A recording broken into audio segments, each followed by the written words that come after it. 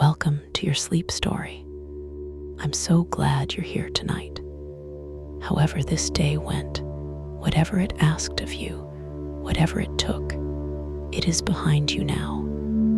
You made it through, and that is enough. That is more than enough.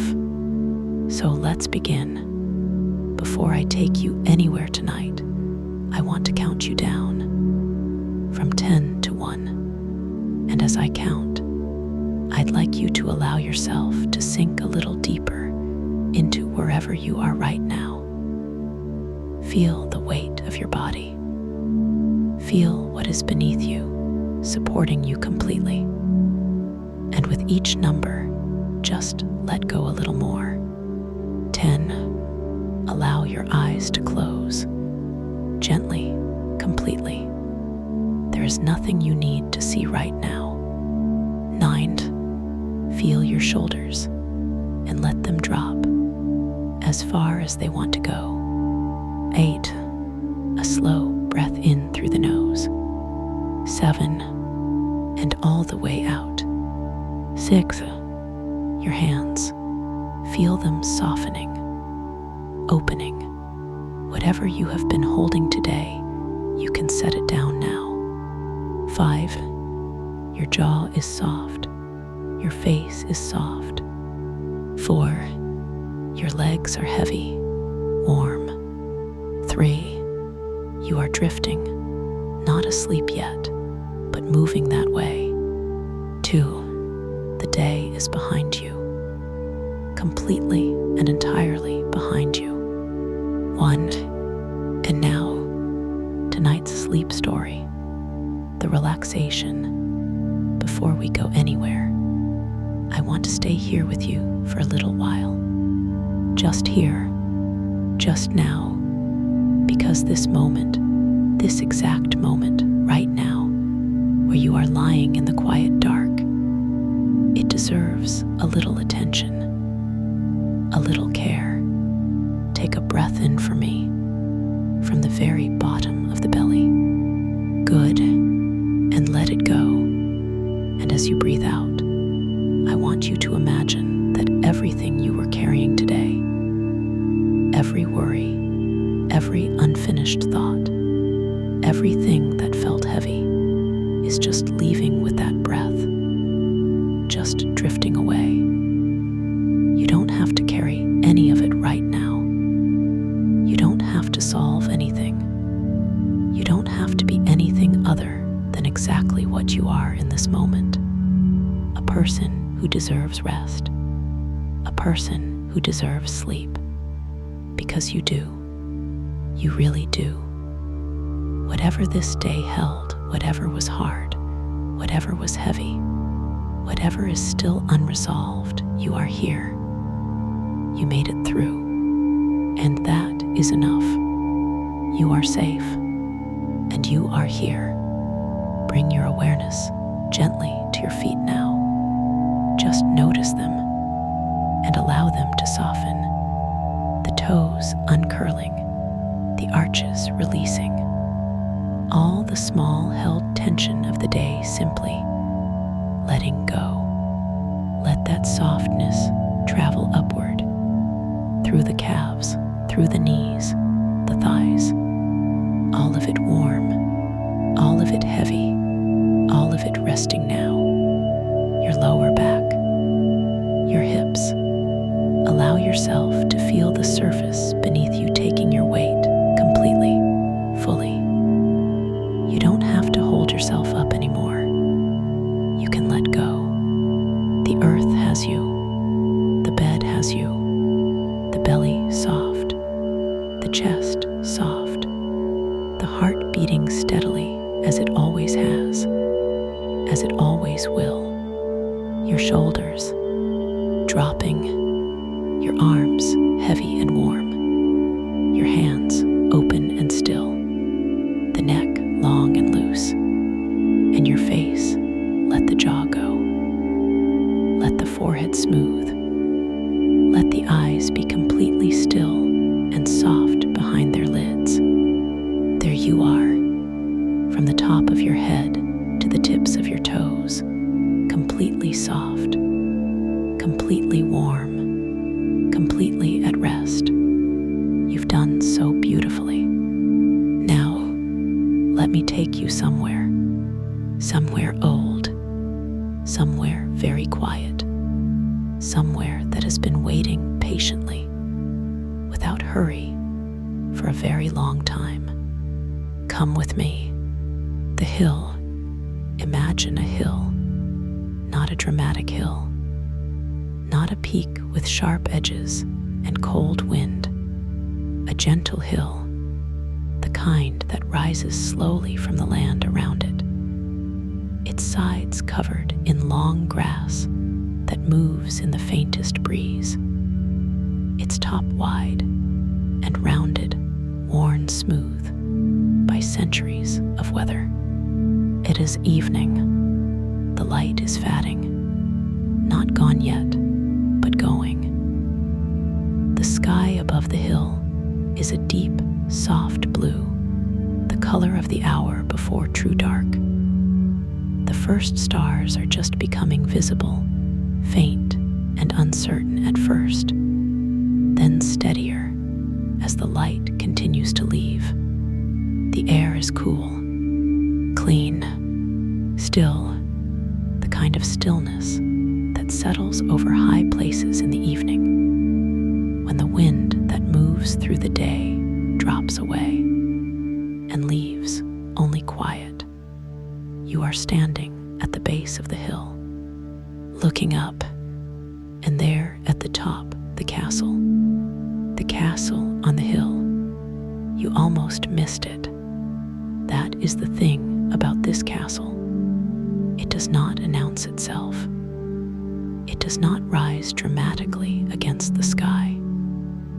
It sits at the crown of the hill, the way old things settle into the landscape. Quietly, completely, as if it grew there rather than was built. The walls are the color of the hill itself. Stone. Old stone, the gray of it tinged with green, where the moss has found its way into the joints.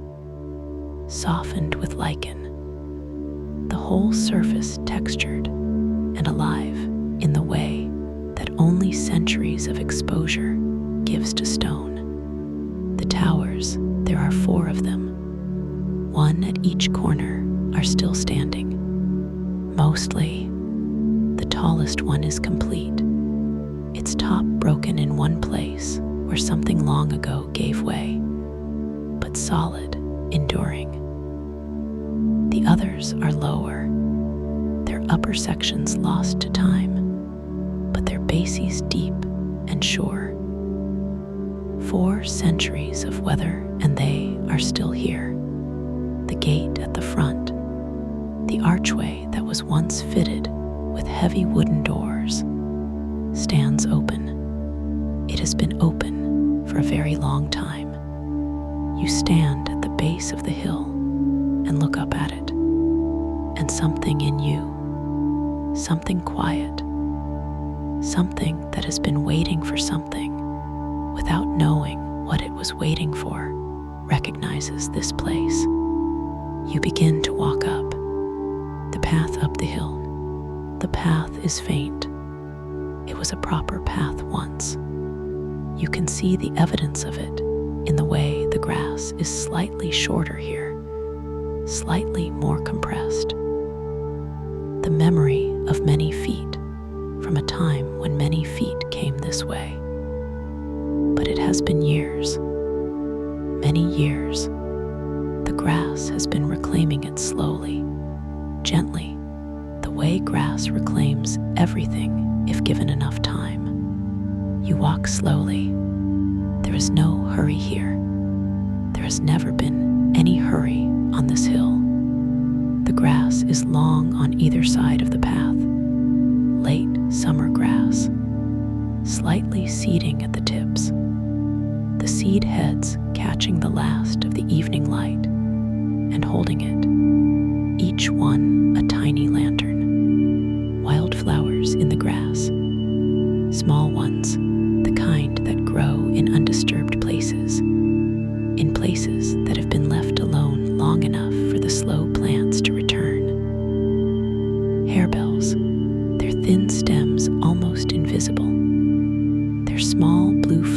stars like bells hung for a ceremony no one comes to anymore.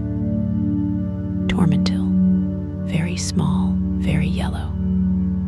The white stars of Eyebright, low to the ground.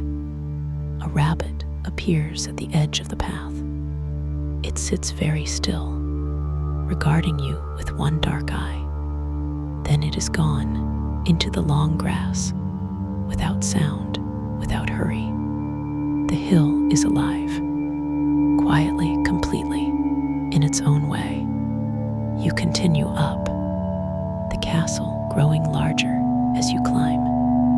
Aravanji, 80 the gate. The archway of the gate is enormous, larger than it seemed from the bottom of the hill. You step under it and feel the size of it. The stones above you massive, the arch a perfect curve, the engineering of it still sound after everything time has thrown at it. The wood of the original doors is long gone, but the ironwork remains, the hinges, still fixed into the stone on either side. Huge hinges, the iron of them orange-brown with rust, the rust itself now part of the structure, part of what holds it together. You stop in the gateway. You look through. The courtyard. The courtyard. Grass. The courtyard is full of grass. Not kept grass, wild grass, grown long and soft and varied. The same wildflowers as the hillside finding their way here too. Harebells by the old well in the center. Clover and vetch along the base of the walls. A rowan tree, self-seated, growing from a crack in the courtyards, paving its berries bright red in the fatting light. Its roots doing slowly, patiently, what roots always do. The paving, stones beneath the grass. You can feel them through your feet, the old flags, still there, still level, just covered. The courtyard's floor enduring beneath the green. The walls rise on all four sides. 3 of them still largely complete, the stone solid. The battlements along the top intact in most places. The narrow arrow-slit windows dark and open to the air. One wall has partially fallen. A section in the northwest corner has come down at some point. The stones tumbled into a heap inside the courtyard. The heap itself, now mossy and grassed over, become part of the landscape. It is very quiet here. The quietness of enclosed places. The walls holding the silence in the way they once held warmth. The grass absorbing sound. The whole space settled into a deep, particular quiet that belongs to places no one has been busy in for a very long time. You stand in the courtyard. You breathe. The air here is different from the air on the hillside. Older somehow. Cooler. The smell of old stone and grass, and the faintest trace of something, wood, maybe. The ghost of the wood that once was everywhere in this castle, and has been gone for centuries. The great hall. There is a doorway in the east wall. The door itself, like the gate doors, is long gone. But the doorway remains. A rounded arch, smaller than the gate. Its keystone carved with a simple pattern. A knot, interlaced, worn to near invisibility by the weather of hundreds of years, but still present if you look. You step through, into the great hall. It is open to the sky. The roof fell a very long time ago. You can see where it was, the corbels still projecting from the side walls at the height where the roof timbers rested, their stone shapes still precise even now. But the roof itself is gone, and in its place, the sky, the evening sky directly above, deep blue, deepening toward the east where the dark is coming first. The first stars. And below that, the walls of the great hall rising on three sides, their windows open to the air, the large windows that once held glass and now hold only evening light, and the sound of the wind moving over the hill outside. The floor is stone, large flags set long ago, still mostly in place, moss between them now, grass finding the joints, but the floor itself intact. You can walk on it, and you do, your footsteps quiet on the old stone. The fireplace, at the far end of the great hall, a fireplace, massive, wide enough to stand in, its lintel a single stone, enormous, still in place. The fireback stained black with the smoke of centuries of fires. At its base, ash. Old ash, long cold, the last fire that burned here perhaps 300 years ago. Its ash still present, settled and gray and utterly still. You stand in front of it. You look at it for a long time. What the great hall held. This room held so much. Think about it. The fires that burned in that hearth. Not one fire, hundreds, thousands.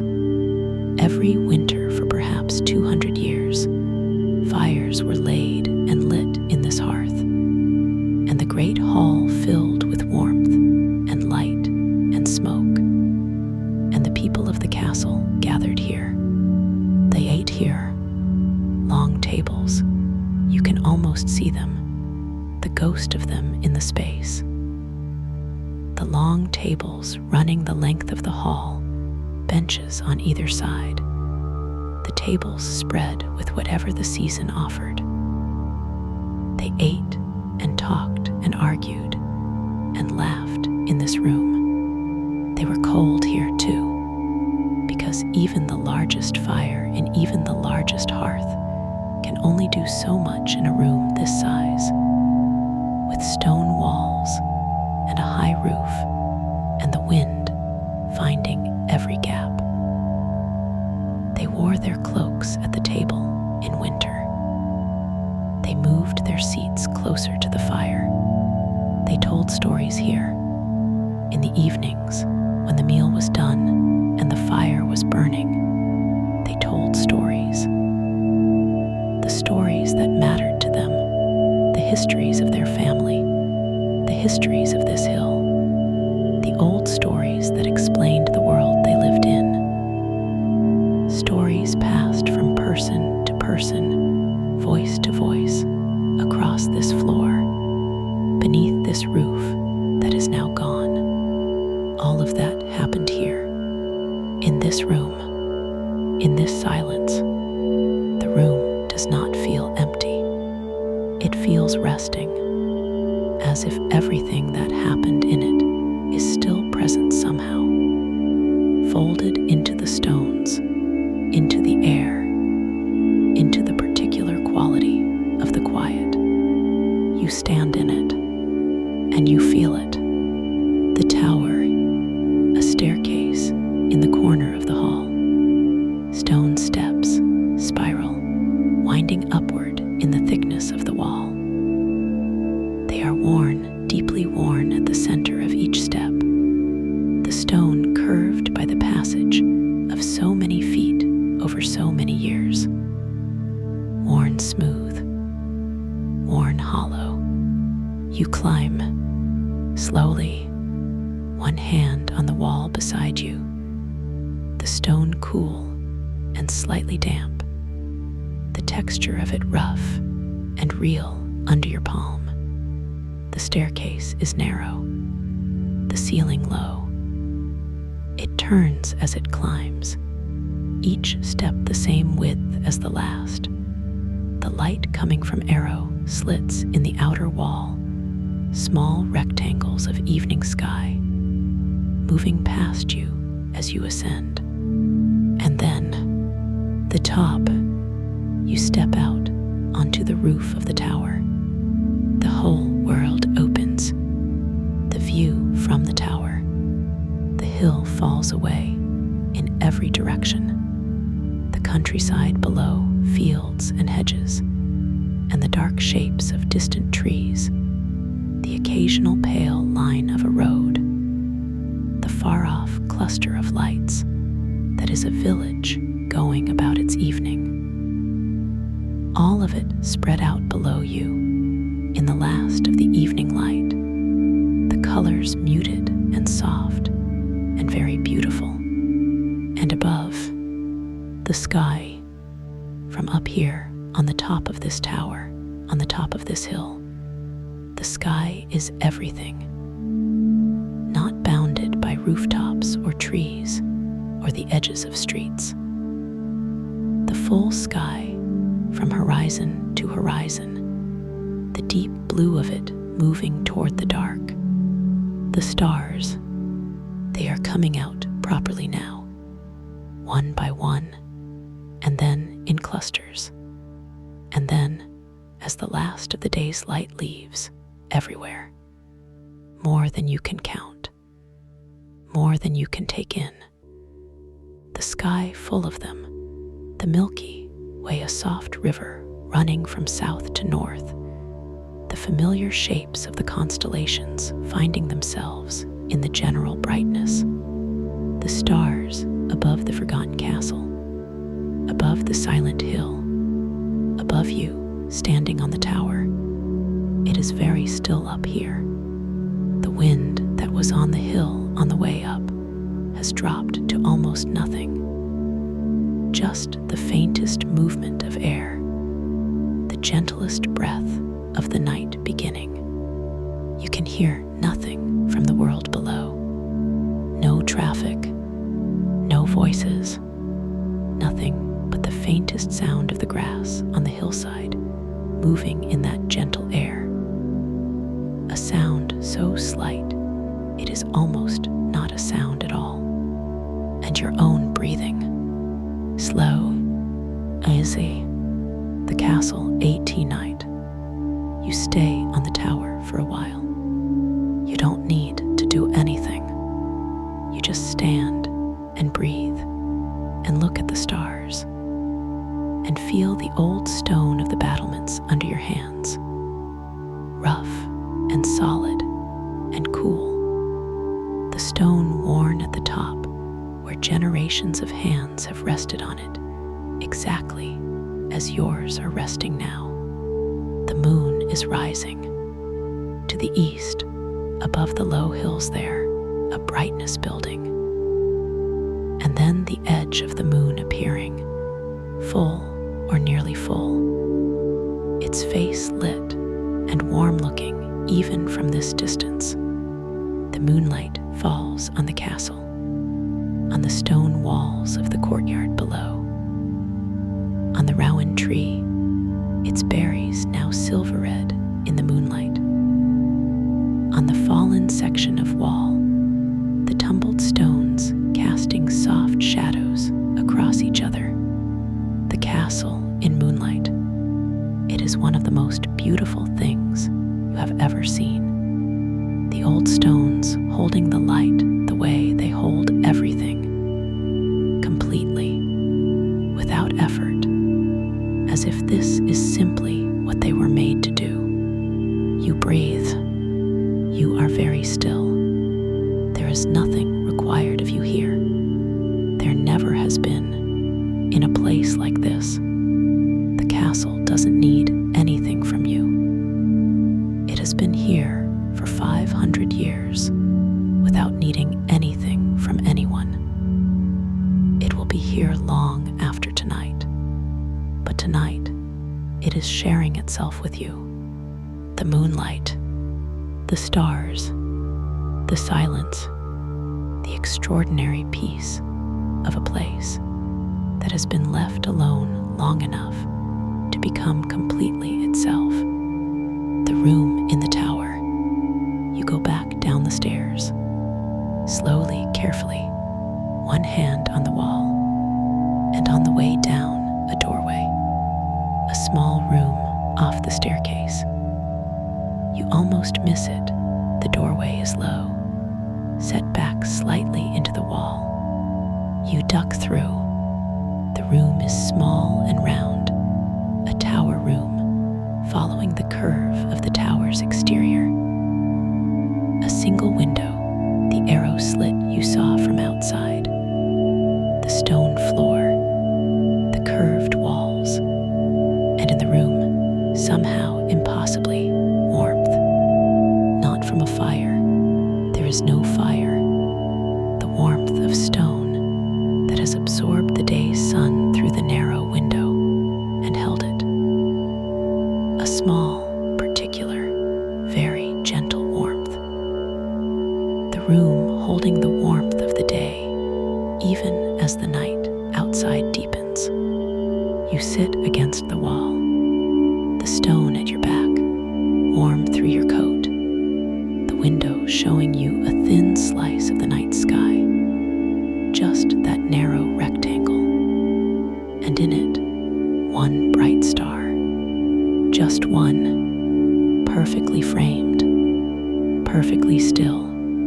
You look at it, and it is enough, more than enough. What this place is, abandoned, that is what people would say.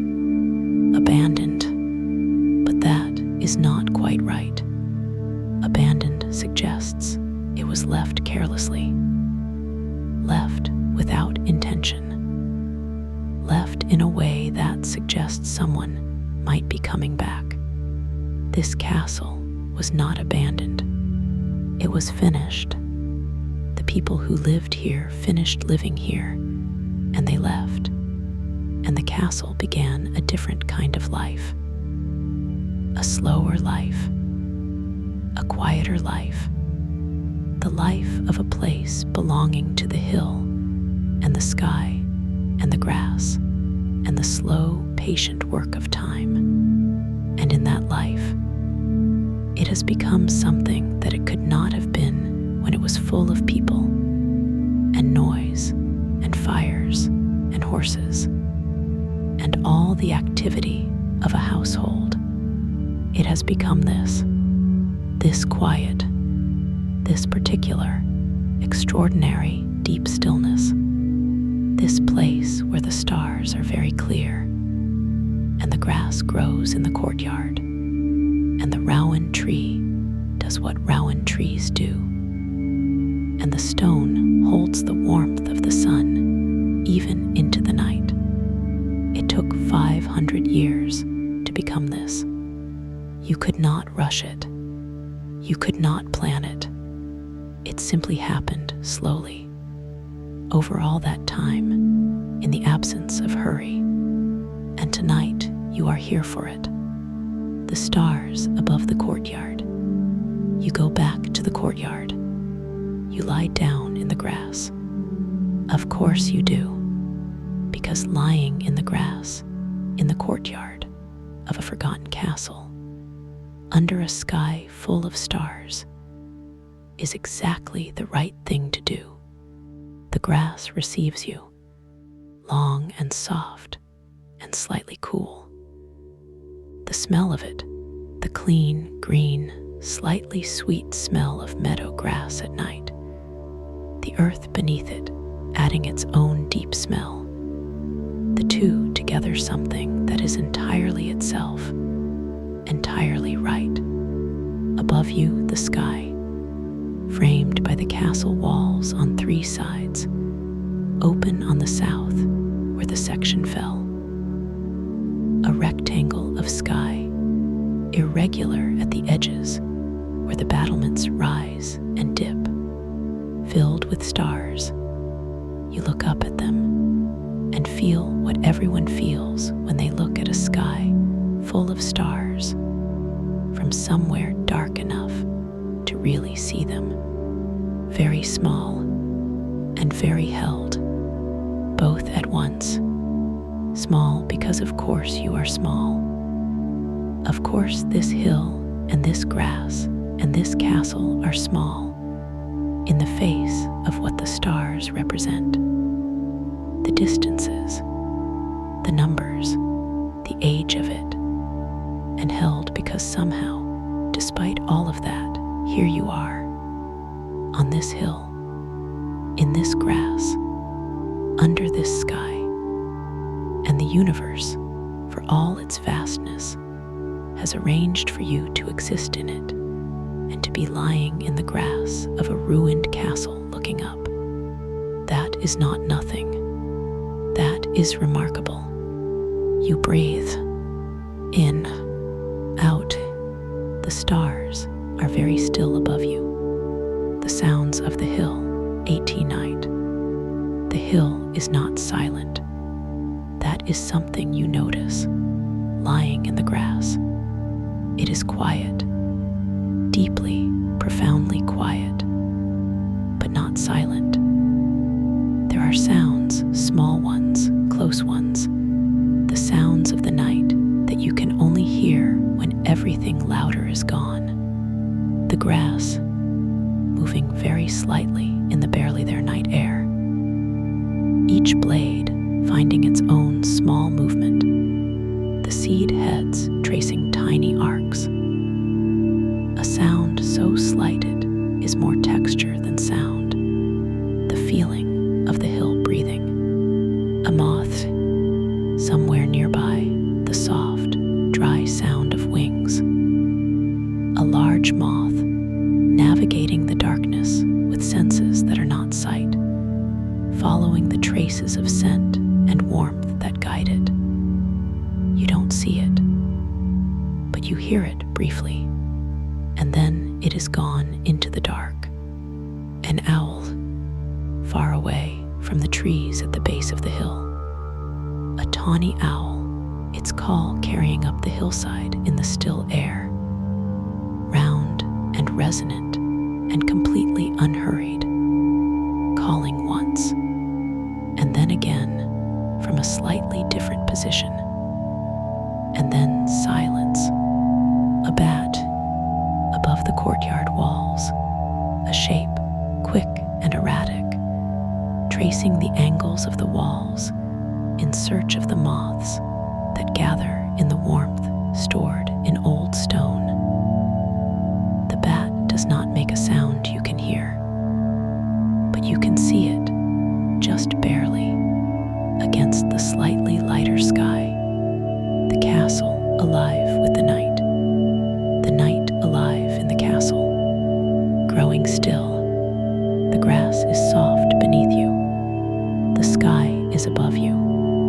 The castle walls on 3 sides, and the open south on the 4th. And beyond the south wall, the hill falling away, the countryside below, the distant lights of the village, and above it all the stars, steady and clear and very bright. You are not thinking about very much, or if thoughts are coming, and they probably are, that is simply what minds do. They are not staying long. They arrive, you see them, they move on, like clouds drifting across the stars, there and then past. You don't need to hold any of them. You don't need to follow any thought to its end. You don't need to solve anything, or decide anything, or figure anything out. Just this, just the grass, just the sky, just the old stone of the walls, holding their warmth, just the stillness. Peace lives inside you. It was there before tonight, but tonight, here in this grass, in this courtyard, under these stars, you can feel it. clearly, without anything in the way. You deserve to feel it. Good night. It is late, later than you think. Time moves differently on this hill, in this grass, under these stars. Let your eyes be as heavy as they want to be. Let the grass hold you. Let the walls hold the quiet around you. Let the stars keep doing what they have been doing, burning, very far away, very steadily, entirely without needing anything from you. You came up this hill tonight. You walked the faint path through the long grass. You passed under the gate. You stood in the great hall and felt what it held. You climbed the tower and saw the stars from the top of it. You lay down in the grass, and the castle received you, as old places receive people who come to them quietly, without agenda, with nothing but willingness to be somewhere, and to let that somewhere be enough. It is enough. It is more than enough. Carry this with you. On the difficult days, the loud days, the heavy days, remember that this hill is here, that the castle is here, that the grass is here, and the stars are here, and the stone is warm from the sun, even in the night. You can come back. You know the way now. But tonight, you are already here. The grass is soft. The sky is full. The castle is quiet around you. Sleep now, deeply, peacefully. You deserve every moment of this rest, every single one. Good night. Sleep well. The castle through the night. The moonlight moving. The moon moves through the night. You know it does always. But here, lying in the open courtyard, you can see it. Slowly, the moon tracing its arc across the rectangle of sky framed by the castle walls, the light it casts shifting very gradually as the hours pass. The shadow of the east tower at the beginning of the night falls across the courtyard toward the west.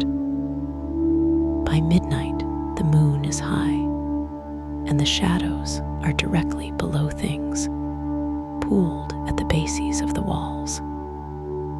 By the deep hours before dawn, the moon has moved west, and the tower's shadow stretches east. The courtyard in moonlight, the rowan tree, its berries a dark red-black in this light, its leaves silver-gray, the grass pale and silvered, the old well at the center, its stone coping catching the moonlight, the inside of it completely dark, the fallen wall, its tumbled stones casting shadows on each other, each one a different angle, the heap of them a landscape in miniature. The castle is never the same from 1 hour to the next, even in the quiet, even in the still. It is always moving slightly, always changing very slowly, the moonlight finding new angles, the shadows shifting, the grass moving in, whatever barely their air moves over the hill at this hour, alive, quietly, completely, in its own way, alive, what the stones remember. Stone remembers differently from people. People remember in images and feelings, and the smell of things, and the sound of voices. The memories change each time they are accessed, drift slightly, gain and lose detail. Stone remembers in itself. The wear on the step is the memory of every foot that climbed it. blackening of the fireback is the memory of every fire that burned against it. The groove worn in the gate's threshold is the memory of every door swinging open and closed on its iron hinge over 200 years. These memories do not drift. They do not chain. The where is the where. The groove is the groove. The smoke stain is exactly as deep as it is because of exactly as many fires as burned here. Stone memory is permanent. The castle is full of it. Every surface telling what happened here in its own language, in the language of physical change over time. The courtyard flags remembering the carts that crossed them, the feet of animals, the feet of people. The walls remembering the ropes that were tied to the iron rings still embedded in them, rusted but present. The tower stairs remembering the weight of everyone who climbed them. You added to that tonight.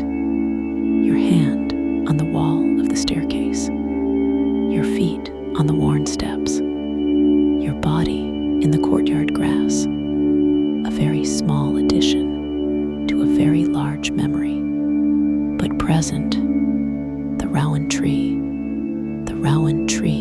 in the courtyard. It should not be here. Rowan trees are not planted in the centers of castle courtyards. This one arrived on its own, a seed carried by a bird, perhaps, dropped in the crack between two paving stones, finding enough soil and enough light and enough water to germinate and grow. That was perhaps 40 or 50 years ago, and the tree that has grown from that accident is now fully established, perhaps 5 meters tall, its trunk the smooth gray of young rowan, its branches spreading. Its berries, the bright red berries that are the most recognizable thing about a rowan, heavy on the branches in this season. The birds know the tree. Field fairs and redwings come to it in autumn, stripping the berries with an efficiency that is almost industrious. But they have not come today.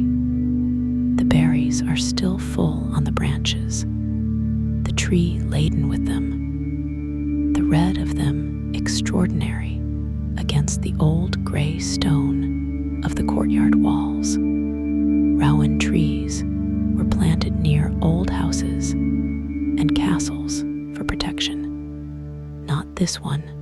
This one planted itself by accident because a bird flew over a castle courtyard and a seed fell from its beak. But it is here, growing in the center of the courtyard, as if it belongs here, as if it was always meant to be here. The castle and the rowan tree, together in the quiet. The well, in the center of the courtyard, near the rowan tree. The well, still intact. The stone coping that surrounds the opening, worn smooth at the top from generations of hands gripping it. The iron bracket that once held the winding mechanism, gone, but the bracket itself still fixed in the stone, its ironwork rusted and rough. The rope is long gone, the bucket is long gone, but the well itself, the shaft sunk down through the hill, lined with stone, reaching the water table far below, is still there, still going down. If you leaned over the edge and dropped a stone, and you would be careful, and the stone would be small, you would hear it fall for a long time. A long time. The shaft is deep, dug by hand by people with tools that would seem primitive now, working in the narrow space of the shaft, going down and down until they found water. They found it. The castle could not have existed without it. This water coming up from deep in the hill was what made life here possible. What made the kitchen work, the animals water, the people drink. The invisible source of everything. The well is quiet now. The water's still there, far below. Still cold, still clear. The hill still holding it. What lives here now? The castle is not empty. It never has been, not really. Even in the centuries since the last people left, the castle has been lived in, simply by different tenants. The jackdaws, they nest in the towers, their nests built in the gaps in the stonework, the chambers behind the arrow slits, the space beneath the fallen section of the wall walk. You can see the evidence of them, the whitewash of their droppings on the stones below the nest sites, the occasional feather caught in the grass. They are asleep now, tucked into the warmth of their nests in the stone. The bats, the colony in the basement, the vaulted undercroft beneath the great hall, accessible through a small opening at ground level. A colony of pipistrelles, perhaps 50 of them, roosting in the vault's ceiling. They left at dusk, hunting the insects of the hill. They will return before dawn. The kestrel, who uses the top of the north tower as a hunting perch, who has used it, or rather, kestrels have used it, one generation following another. For as long as anyone who has watched the castle has watched it, sitting very upright on the broken parapet, looking down the hill, watching for the movement in the grass that means a vole. The voles themselves, in the grass of the courtyard, in the grass of the hillside, their runways through the grass invisible from above, but present. The whole hill threaded with their roots, their underground chambers warm and grass-lined and occupied. All of them here, all of them living their lives in the castle and on the hill, without the castle meaning anything to them beyond walls and warmth and hunting perches and nest sites. The castle still useful, still serving life, just differently from how it was designed to. The hill before dawn, the deepest part of the night. The moon has set. The sky above the courtyard is at its darkest. No moon now, just the stars, and they are extraordinary. More of them visible without the moon's brightness washing them out. The Milky Way stronger, the sky deeper, the air has cooled, not cold, not biting, but cooler than the evening. The grass cool against you now, the stone cool.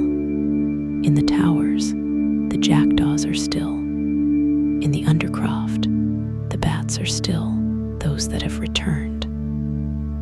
The late hunters still out, but coming back now, one by one. The night's work nearly done. The kestrel's perch is empty. The hill is at its most itself, the most quiet, the most remote from the world below, the most ancient. You could be lying here in any century. The grass, the stars, the old stone, these things have not changed. A person lying in this courtyard 500 years ago would have seen the same stars, would have felt the same cool of the stone, would have heard the same barely there sound of the grass. The castle connecting you to all of them, all the people who ever looked up from this hill, all of them and you under the same sky. The dawn that is coming, it is coming. Not yet, not close to yet, but somewhere below the eastern horizon, the sun is making its way back. The long arc of the night nearing its turn. The birds will feel it before the sky shows it. The first sound will be from the hedges at the base of the hill. A robin, most likely. Its dawn song beginning in the absolute dark before any light. The song slow and deliberate, and placed with a care that the daytime song doesn't have. And then gradually, the sky above the eastern hills will begin to change. The darkest dark of the night fading, very slowly, through shades of black that are not quite black, toward the deep dark blue that means the dark is ending. And then the color, a thin line of it first. The faintest rose above the hills to the east, so faint you might think you imagined it. Then more, and then the light finding the top of the castle towers first. The highest things, catching the earliest rays, the stone going from silver gray to gold, the color of it changing completely. The castle in the first light warm and almost glowing.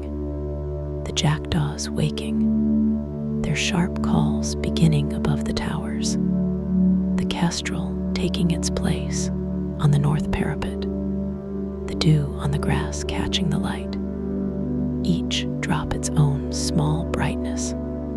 The hill beginning its day. But you are asleep. You have been asleep for hours, and you will sleep a little longer yet. There is no hurry at all. The hill is patient. The castle is patient. The dawn itself is patient. It will still be there when you wake. The moon has set. The stars are at their brightest. The jackdaws sleep in the towers. The bats are in the undercroft. The rowan tree is silver in the starlight. The grass is cool and soft. The stones are holding their warmth. The well is deep and still. The hill is quiet. The castle is quiet. And you are sleeping. Deeply, completely, peacefully, in the grass of the courtyard, under the stars, in the forgotten castle, on the silent hill. This is exactly where you should be. This is exactly what you deserve. Every quiet, starlit, stone-warmed moment, every single one. You are safe. You are held. You are at peace. Good night, dear friend. Sleep well. Sleep deeply. Good night.